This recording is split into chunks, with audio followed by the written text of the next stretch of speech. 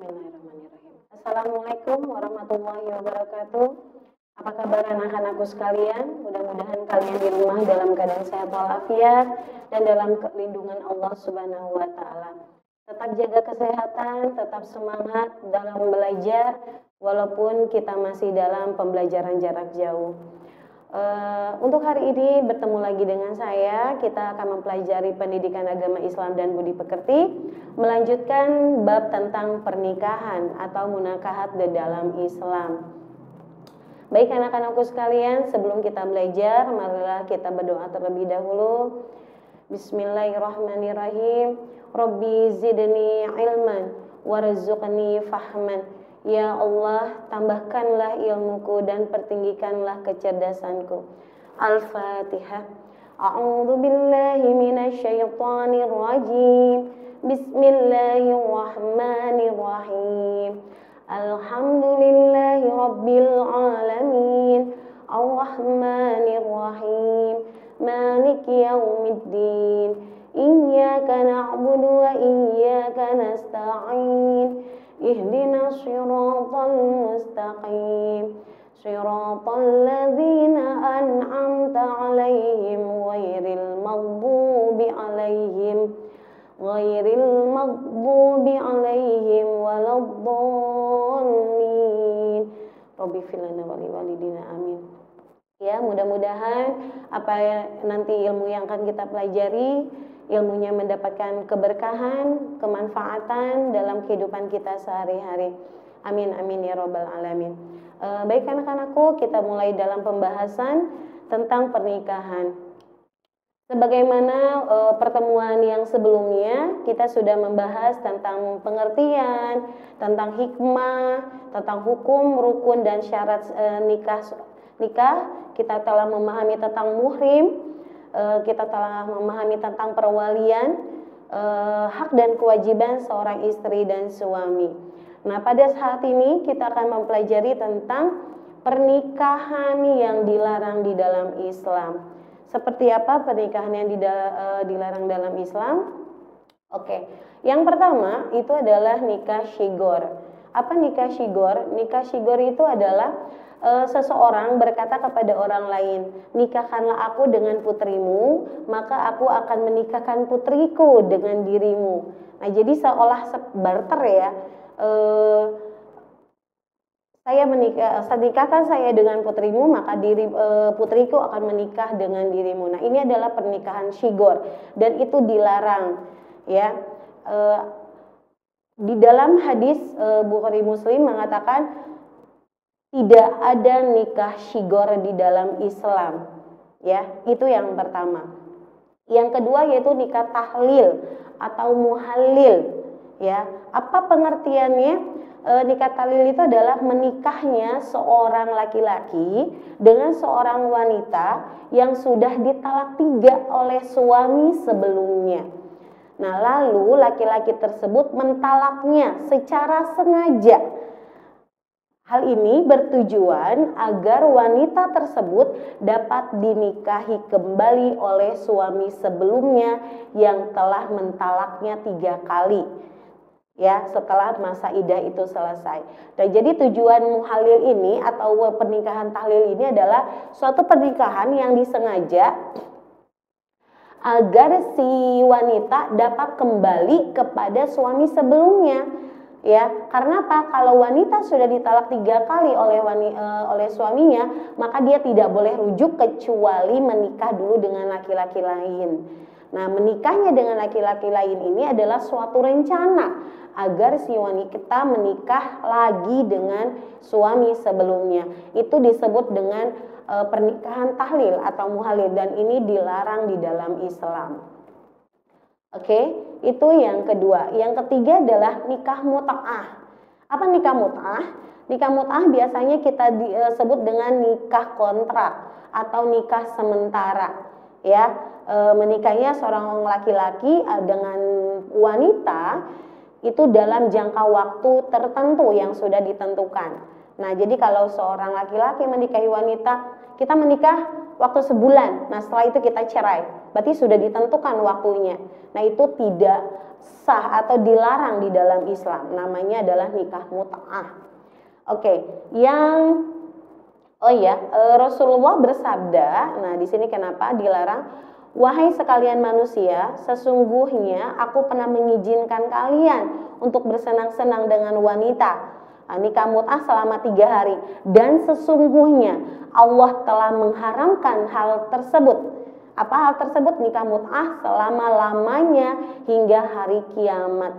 Hadis riwayat Muslim nomor 1406. Ya. Yang selanjutnya nikah yang dilarang adalah nikah dalam masa iddah. Masa iddah itu kita sebut adalah suatu masa di mana seseorang menanti atau menangguhkan perkawinan selanjutnya setelah dia ditinggal mati atau diceraikan oleh suaminya, ya, atau menunggu kelahiran bayinya. Itu disebut dengan masa iddah. Jadi ketika seorang wanita dalam masa iddah itu dilarang untuk menikah kembali dengan laki-laki lain. Ya, nanti kita akan bahas tentang masa iddah itu tersendiri. Di sini tercantum di dalam surat Al-Baqarah ayat 235 firman Allah, dan janganlah kamu menetapkan akad nikah sebelum habis masa iddahnya. Ya. Oke, selanjutnya adalah nikah beda agama. Nah, ini tercantum di dalam surat Al-Baqarah ayat 221 yang berbunyi, wala tankihul musyrikati hatta yu'min wala amatun mu'minatun khairum min musyrikah khairum min musyrikatin walau a'jabatkum wala tankihul musyrikina hatta yu'minu wala abdun mu'minun khairum min musyrikin walau a'jabakum ulaika yad'una ilan nar wallahu yad'u ilal jannati wal maghfirati bi'idznih wa yubayyinu ayatihi linnasi la'allakum yatadzakkarun. Yang artinya, dan janganlah kamu nikahi perempuan musyrik sebelum mereka beriman. Sungguh hamba sahaya perempuan yang beriman lebih baik daripada perempuan musyrik meskipun ia menarik hatimu. Dan janganlah kamu menikahi laki-laki musyrik dengan perempuan yang beriman sebelum mereka beriman. Sungguh hamba sahaya laki-laki yang beriman lebih baik daripada laki-laki musyrik meskipun ia menarik hatimu. Mereka mengajak ke neraka, sedangkan Allah mengajak ke surga dan ampunan dengan izinnya. Allah menerangkan ayat-ayatnya kepada manusia agar mereka mengambil pelajaran. Nah, di sini jelas ya, kenapa kita tidak boleh menikahi seseorang yang berbeda agama. Di dalam Al-Baqarah ayat 221 ini jelas, walaupun perempuan musyrik itu menarik perhatian kita, menarik hati kita, tetapi hamba sahaya yang beriman itu lebih baik. Nah, sebaliknya laki-laki yang tampan, yang kaya, yang menarik hati kita, tapi kalau dia berbeda agama, itu jangan kita nikahi. Bahkan kenapa? Karena hamba sahaya laki-laki yang beriman itu lebih baik kepada kita. Mereka mengajak ke neraka. Ya, Allah mengajak kepada surga dan pengampunan. Di sini jelas, kalaupun ingin kita menikahi mereka, tunggu sampai mereka beriman. Hatta yu'min, hingga mereka beriman. Hatta yu'minu, sampai mereka beriman. Nah, kalau mereka yang musyrik itu sudah beriman kepada Allah, nah berarti kita boleh menikah dengan mereka. Ya, jangan sampai kita terpengaruh oleh tipu daya dunia yang cantik, tapi kalau tidak beriman, nanti jatuhnya adalah suatu perzinahan di dalam pernikahan, dan maka pernikahannya pun dilarang dan tidak sah di dalam Islam. Ya. Oke, selanjutnya adalah nikah dengan wanita-wanita yang diharamkan karena senasab atau adanya hubungan kekeluargaan. Nah, ini sudah dijelaskan pertemuan selanjutnya, siapa wanita-wanita yang tidak boleh kita nikahi karena senasab atau sepersusuan. Selanjutnya adalah nikah yang menghimpun wanita dengan bibinya, baik dari pihak ayahnya maupun dari pihak ibunya. Ya, jadi kita tidak boleh menikahi sekaligus dua, bibinya dengan keponakannya, itu dilarang di dalam Islam. Oke, selanjutnya adalah menikah dengan istri yang telah ditalak 3. Nah, ini maksudnya adalah seorang suami yang sudah mentalak 3 istrinya itu tidak boleh dinikahi, ya, kecuali kalau wanita itu sudah menikah dengan laki-laki lain. Yang selanjutnya adalah nikah pada saat melaksanakan ibadah ihram. Nah, ini juga sudah kita bahas di rukun nikah, ya, bahwa tidak boleh seorang mempelai laki-laki atau perempuan yang sedang melakukan ihram itu melakukan suatu pernikahan, maka tidak sah dan dilarang. Sesuai dengan hadis Muslim, orang yang sedang ihram tidak boleh menikah atau melamar. Nah, di khitbah pun tidak boleh, ya, ketika ihram. Selanjutnya adalah nikah dengan wanita yang masih bersuami. Nah, ini berarti masuknya kepada zina muhsan, ya, bisa berselingkuh. Kenapa? Karena tidak ada istilah poliandri di dalam Islam. Wanita memiliki 2 suami, maka kita tidak boleh menikahi wanita yang masih punya suami sah. Selanjutnya adalah nikah dengan lebih dari 4 wanita. Nah, ini sudah jelas di dalam surat An-Nisa ayat 3. Nikahilah 1, 2, atau 3 atau 4. Nah, dan berlaku adillah. Kalau kita tidak bisa berlaku adil, maka pilihlah salah satu. Pernah terjadi ketika ada seorang sahabat bernama Ghailan bin Salamah masuk Islam dengan istri-istrinya. Nah, sedangkan ia memiliki 10 orang istri.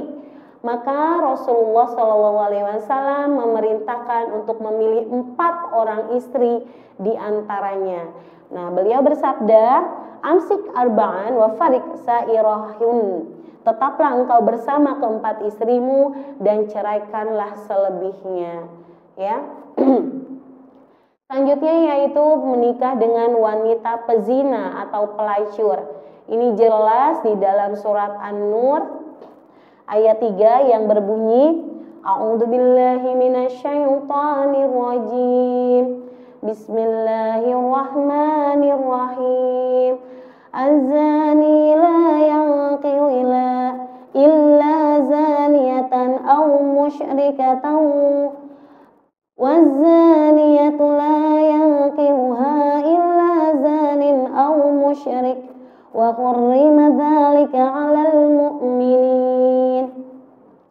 Pezina laki-laki tidak boleh menikah kecuali dengan pezina perempuan atau dengan perempuan musyrik. Dan pezina perempuan tidak boleh menikah kecuali dengan pezina laki-laki atau dengan laki-laki musyrik. Dan yang demikian itu diharamkan bagi orang-orang mukmin. Terdapat di dalam surah An-Nur ayat 3. Ya, jadi orang-orang pezina itu hanya untuk pezina kembali, musyrik untuk orang musyrik, kecuali jika orang tersebut telah bertaubat. Nah, ya, insya Allah Allah mengampuni taubatnya ketika dia menyesali taubat dari segala dosanya. Kalau kita ingin sudah kembali kepada jalan Allah, tidak ada larangan di dalamnya. Tapi kalau dia seorang pezina atau pelacur, maka menikah hanya untuk para pezina kembali. Ini jelas, ya, itu adalah aturan Allah. Oke, selanjutnya adalah rusaknya suatu pernikahan atau kita sebut dengan perceraian. Nah, di dalam hadis Rasulullah yang diriwayatkan oleh Muslim yang berbunyi, Sesungguhnya iblis singgasananya berada di atas laut. Dia mengutus para pasukannya. Setan yang paling dekat kedudukannya adalah yang paling besar godaannya. Di antara mereka ada yang melapor, saya telah melakukan godaan ini. Nah, terus iblis berkomentar, kamu belum melakukan apa-apa. Dan yang lain melamporkan juga, saya menggoda seseorang sehingga ketika saya meninggalkannya, dia telah berpisah atau talak dengan istrinya. Nah, kemudian iblis mengajaknya untuk duduk di dekatnya dan berkata, sebaik-baik setan adalah kamu. Nah, kata iblis berarti orang yang baik, setan yang baik itu adalah yang bisa menggoda seorang suami itu berpisah atau bercerai, talak dengan istrinya. Sebetulnya talak itu adalah sesuatu yang dibenci oleh Allah tetapi tidak dilarang. Nah, hadis di atas itu sesungguhnya merupakan suatu peringatan tentang buruknya suatu perceraian. Mengapa? Karena perceraian itu adalah salah satu cita-cita terbesar dari iblis yang merupakan makhluk ciptaan Allah yang paling laknat, di mana dengan adanya perceraian akan dapat menimbulkan berbagai dampak seperti terputusnya keturunan maupun terputusnya tali silaturahmi. Nah, selain itu, perceraian juga dapat membuka jalan menuju perzinahan yang dapat menimbulkan kerusakan dan mendatangkan dosa yang begitu besar. Nah, oleh karena itu, sebelum kita menikah, akan lebih baik jika kita memilih calon pasangan kita, memilih calon pendamping hidup kita dengan syariat Islam, dengan syariat agama yang dibenarkan. Agar kenapa? Agar nantinya hal-hal yang dilarang agama tidak terjadi, seperti perceraian. Ya, nah terlebih dengan cara yang Allah ridhoi seperti ta'aruf. Jadi ketika kita menikah itu usahakan kita tidak ada syarat ya, yang pernah saya jelaskan di pertemuan sebelumnya, syarat untuk memilih calon pasangan hidup. Itu kita lihat dari kecantikannya atau ketampanannya atau rupanya, kita lihat dari hartanya, kita lihat dari keturunannya, terakhir itu adalah doanya, agamanya. Dan yang paling penting itu adalah doa agamanya kita lihat supaya kita selamat dunia dan akhirat. Jangan kita melihat pasangan kita itu hanya dari ketampanan atau kecantikan saja. Jangan kita lihat dari hartanya saja. Jangan kita lihat dari keturunannya saja. Tapi yang penting adalah agamanya. Ketika kita mencari pasangan yang agamanya kuat, maka insya Allah masalah apapun yang terjadi dalam satu rumah tangga kita kembalikan kepada ajaran Islam yang sebenarnya. Dan insya Allah perceraian yang dibenci oleh Allah itu tidak akan terjadi. Ya, nah selanjutnya kita bahas tentang perceraian atau talak itu bisa dari pihak laki-laki dan digugat cerai dari pihak perempuan. Perceraian dalam Islam secara bahasa itu adalah itlaq, artinya adalah melepaskan. Nah, secara istilah adalah putusnya hubungan suatu perkawinan antara suami dan istri dalam waktu tertentu atau selamanya karena ucapan atau perbuatan kedua belah pihak. Ya, jadi berpisah putus hubungan suami istri itu adalah talak. Nah, talak ini biasanya diucapkan suami kepada istrinya dengan lafaz saya ceraikan kamu, atau ucapan semisalnya pulanglah ke rumah orang tuamu. Nah, itu sudah jatuh talak. Ya. Itu sudah jatuh talak ketika seorang suami mengatakan kepada seorang istri. Selanjutnya kita bahas tentang jenis-jenis talak. Nah, Jenis talak yang pertama dilihat dari sigot atau ucapannya, ucapan talak. Ada disebut dengan talak sharih atau talak langsung. Nah, ini jadi si suami itu mengucapkan kepada istri langsung kata talak. Misalnya adalah aku menceraikanmu, engkau aku ceraikan, engkau kutalak satu, engkau kutalak dua. Nah, itu adalah secara langsung ya. Yang kedua adalah talak nikayah. Nah, talak nikayah ini talak secara tidak langsung. Ini adalah talak yang diucapkan oleh seorang suami kepada istrinya dengan menggunakan kata-kata yang di dalamnya mengandung makna perceraian, tetapi secara tidak langsung. Seorang suami yang apabila menjatuhkan talak dengan lafaz talak kinayah, sementara tidak ada niat untuk menceraikan istrinya, maka talak tersebut dianggap tidak sah atau tidak jatuh talaknya. Tapi apabila suami mempunyai niat untuk menceraikan istrinya ketika mengucapkan kalimat-kalimat talak tersebut, maka talak tersebut jatuh atau sah. Contohnya talak kinayah adalah pulanglah engkau pada orang tuamu karena aku tidak lagi menghendakimu. Atau kata-kata pergi saja engkau dari sini kemanapun engkau suka. Atau misalnya tidak ada hubungan apapun lagi di antara kita. Nah, ini adalah kalimat yang secara tidak langsung aku ceraikan. Tetapi, nah balik lagi, kalau si suami itu tidak ada niat untuk mencerai, kata-kata ini tidak jadi jatuh talak.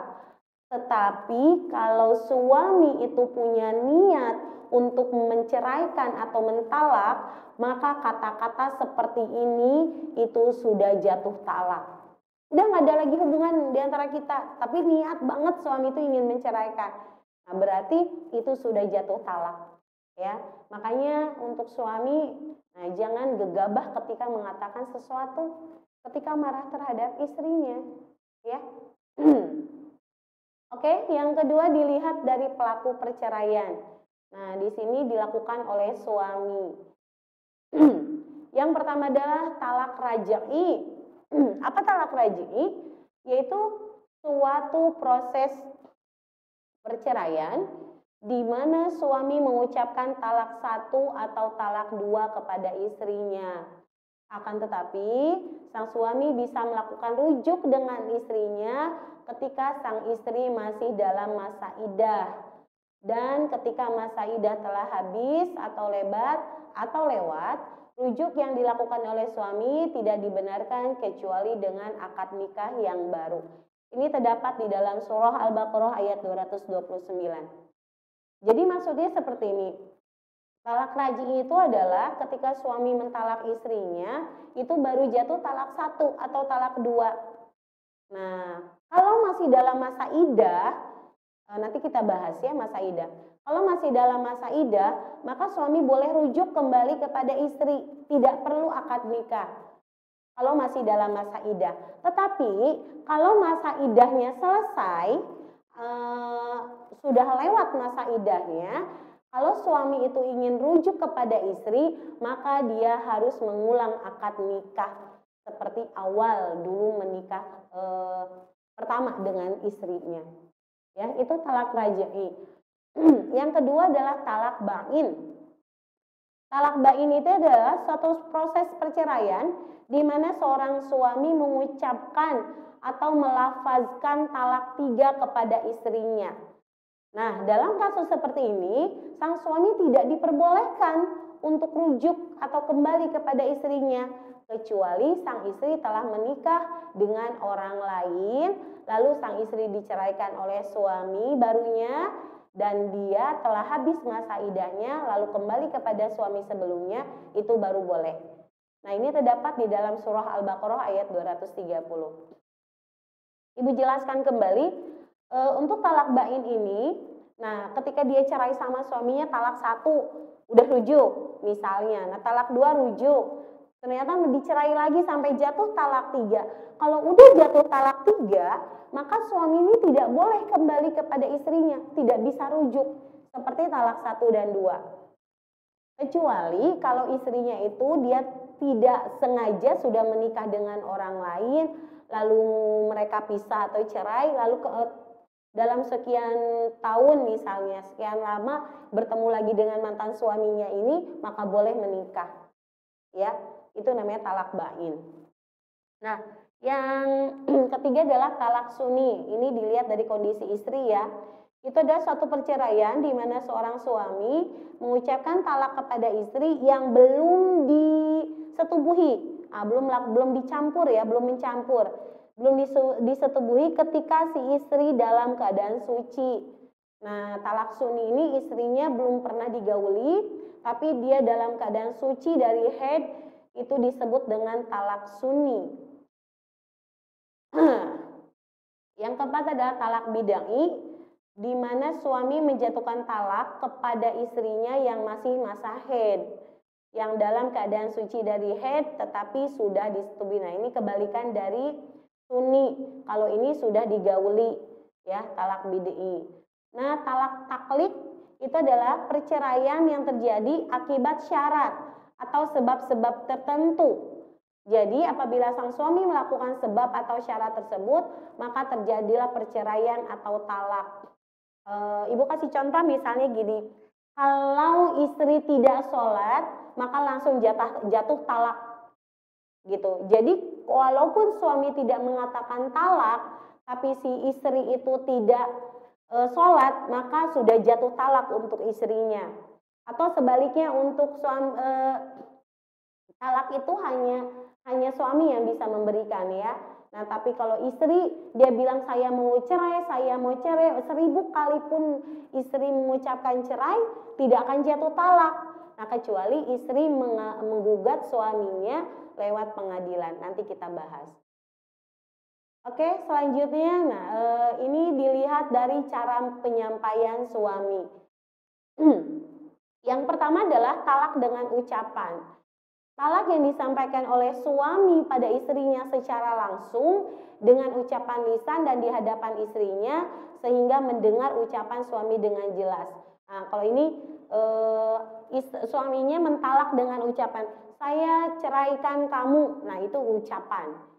Ada yang kedua adalah talak dengan tulisan. Talak yang disampaikan oleh suami dalam bentuk untayan kata, kemudian istri membaca dan memahami istrinya. Nah, jadi kalau seorang suami ingin mentalak istrinya melalui surat, itu bisa ya, walaupun tidak dengan ucapan. Bisa dengan tulisan. Yang selanjutnya adalah talak dengan isyarat. Adalah talak yang digunakan oleh suami jika dia tidak bisa berbicara atau tunawicara, sepanjang syarat itu jelas dan benar sesuai dengan yang dimaksudkan untuk talak. Nah, sementara sang istri memahami syarat tersebut. Nah, misalnya suaminya ini tidak bisa berbicara gitu ya. Nah, terus dia ingin mentalak istrinya. Misalnya dia nulis nggak bisa gitu, misal, terus apalagi ngomong, akhirnya dia menggunakan syarat yang dipahami oleh istrinya itu adalah sebuah talak, seperti itu. Nah, selanjutnya adalah talak dengan utusan. Utusan itu apa maksudnya? Dia menjatuhkan talak suami melalui perantara orang lain yang dipercaya. Nah, orang tersebut yang akan menyampaikan maksud dari suami mentalak sang istri. Jadi misalnya suaminya nggak bisa ketemu gitu sama istrinya, lalu dia mengutus seseorang untuk menyampaikan kepada istri bahwa dia mentalak istrinya. Itu sah ya. Oke, selanjutnya ini adalah suatu perceraian atau gugat cerai oleh istri. Nah, Ini merupakan proses perceraian di mana sang istri mengajukan permohonan gugat cerai atas suaminya kepada pengadilan agama.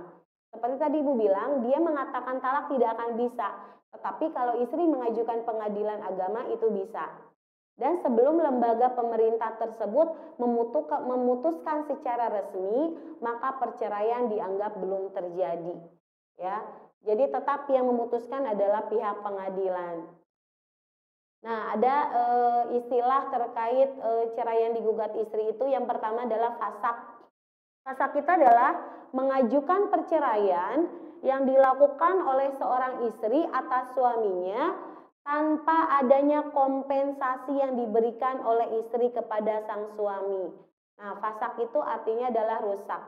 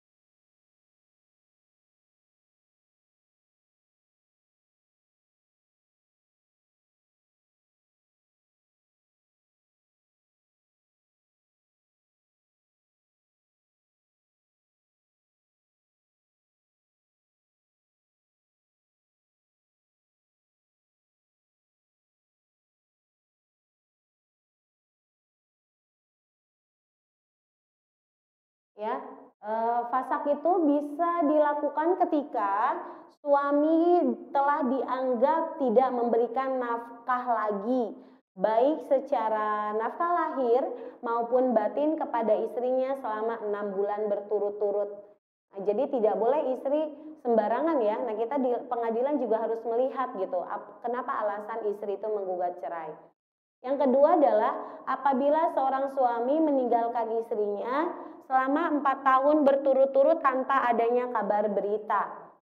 Yang ketiga, suami dianggap tidak melunasi mas kawin atau mahar yang telah disebutkan di dalam akad nikah, baik sebagian maupun keseluruhan.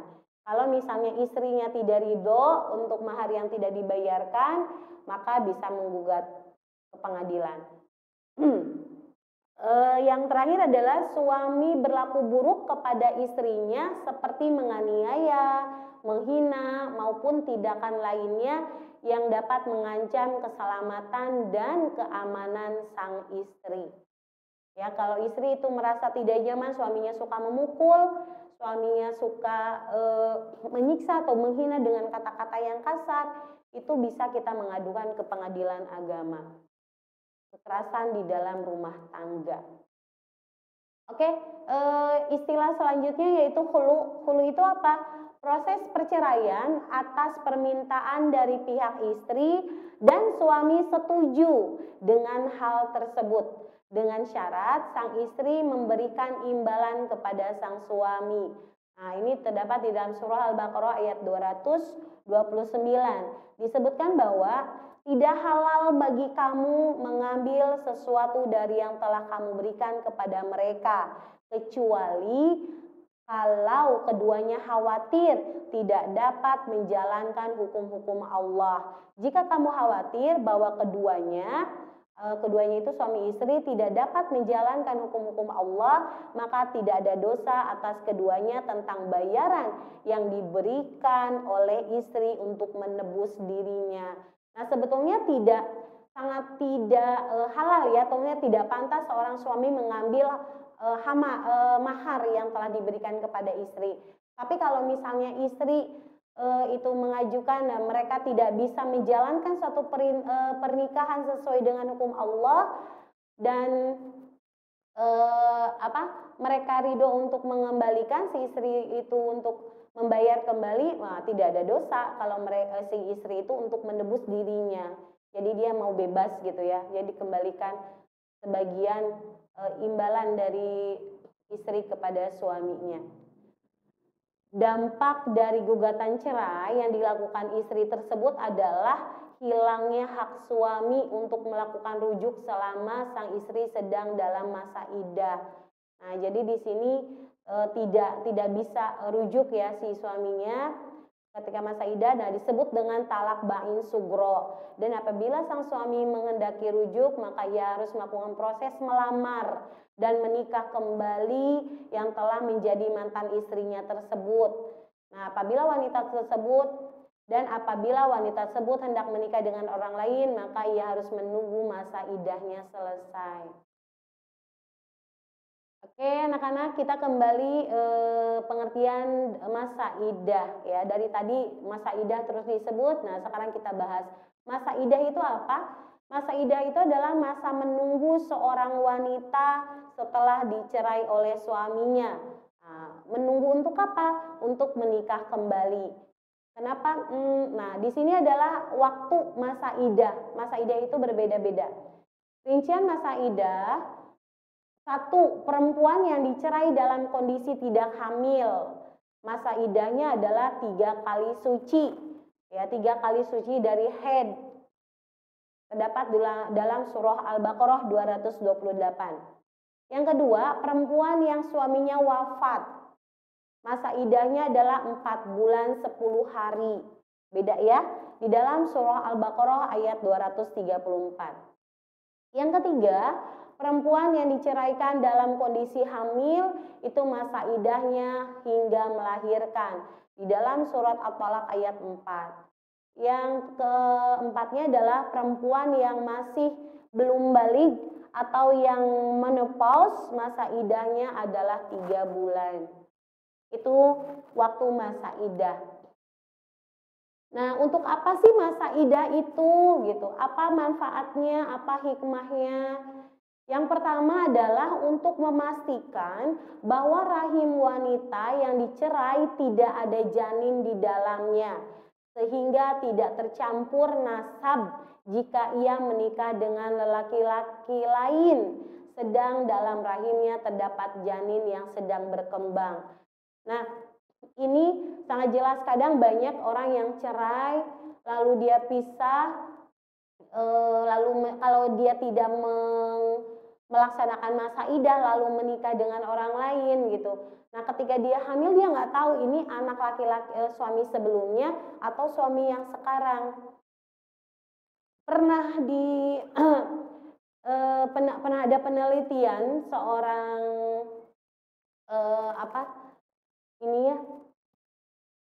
orang barat melakukan penelitian kenapa ada masa iddah di dalam Islam. Itu ternyata di dalam rahim wanita itu ketika dia melakukan suatu hubungan dengan suaminya itu ada jejak. Nah, jejak itu akan hilang selama 3 bulan.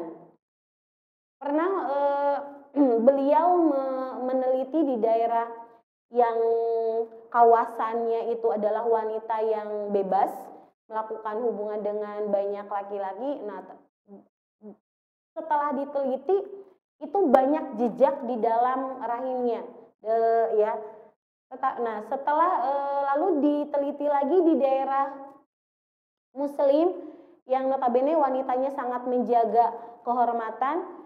Nah, itu diteliti kebanyakan mayoritas wanita itu memiliki jejak 1, artinya hanya suaminya dia melakukan suatu hubungan itu. Nah, bahkan dia akhirnya meneliti istrinya sendiri, saya lupa namanya siapa, meneliti istrinya sendiri dan ternyata dia menemukan 3 jejak di dalam istrinya. Yang artinya apa? Berarti istrinya telah melakukan suatu perselingkuhan. Gitu. Nah, akhirnya yang meneliti ini itu menjadi mu'alaf. Akhirnya beliau masuk Islam. Subhanallah ya. Islam di Al-Quran itu mengatur sedemikian rupa dalam masa iddah seorang istri. Ternyata manfaatnya sangat luar biasa dan diteliti oleh orang lain, orang barat gitu ya. Akhirnya sangat luar biasa Al-Quran itu di dalam Islam itu yang akhirnya beliau masuk Islam. Nah ini ya, untuk memastikan bahwa seorang istri itu dia mempunyai anak atau tidak dari suami sebelumnya. Itu yang pertama. Nah yang kedua adalah memberi kesempatan kepada suami dan istri yang bercerai untuk rujuk kembali. Karena masa idah tidak cukup untuk berpikir karena masa idah cukup untuk berpikir jernih dalam menyelesaikan suatu persoalan di keduanya. Nah, jadi masa idah ini juga sebagai waktu untuk berpikir bagi suami atau istri untuk rujuk atau tidak. Nah, kalau rujuk di masa idah maka bisa langsung rujuk. Kalau sudah selesai berarti harus melakukan akad nikah. Ya. Nah, itu anak-anakku sekalian, kita tentang membahas tentang pernikahan yang di dalam Islam itu dilarang. Yang kedua kita bahas tentang talak dan masa iddah. Demikian anak-anakku sekalian pembahasan kita untuk saat ini. Mudah-mudahan kalian memahaminya. Ini sebagai modal kalian untuk nanti ketika ingin melakukan suatu pernikahan. Ini ilmunya. Nah, jadi jangan gegabah, jangan terburu-buru untuk melakukan suatu ibadah, apalagi pernikahan. Itu adalah, kita jadikan pernikahan itu adalah suatu ibadah yang kita lakukan sekali seumur hidup sampai maut memisahkan. Itu jangan dijadikan ajang suka nikah, nggak suka selesai, suka lagi nikah, nggak suka selesai. Jangan dijadikan suatu permainan ya pernikahan itu, tapi betul-betul kita jadikan ibadah karena Allah Ta'ala. Kita menjalin silaturahmi dengan keluarga besar kita untuk memperoleh keturunan, menjadikan anak-anak kita itu qurratu a'yun, menjadikan anak-anak yang soleh-solehah gitu. Maka jadikan diri kita dulu untuk menjadi sosok seorang ibu, menjadi sosok seorang suami, seorang ayah, seorang istri yang baik untuk keluarga kita.